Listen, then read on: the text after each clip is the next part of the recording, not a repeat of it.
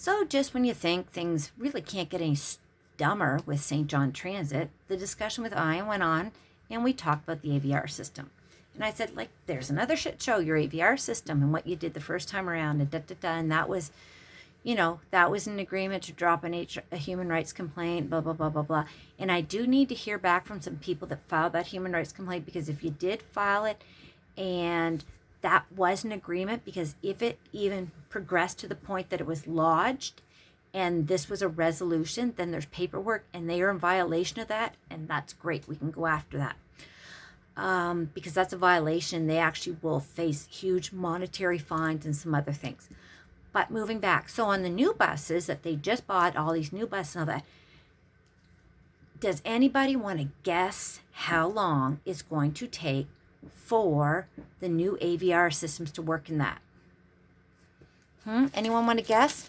Well, Mr. Squirrely, he's going to make some guesses. 3 months. Higher. 6 months. Higher. Oh, geez, it can't take them more than 9 months. Want to bet? A year at least. That's right, folks. These new buses are going out in the roads, but the AVR system is not going to be installed for at least a year.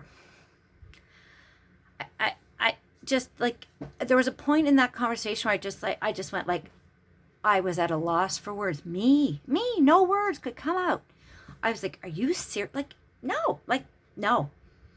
I said, why is it still sitting in it's not that. It's not the old one. We got rid of that one. That one didn't work, because that was like the made for TV, the little TV store, the cheap store there at the McAllister place. That's where they got that system and tried to jimmy rig and make it fit. That one didn't work. It failed. It's still somewhere. So they bought like a super deluxe model, I guess. But then they have to put it, and I'm like, it can't be that hard to install, because, everyone else uses them. But a year, at least a year, guys. That one we have to start screaming and hollering about, because people that need those have waited too damn long in St. John, and now it's still not a priority.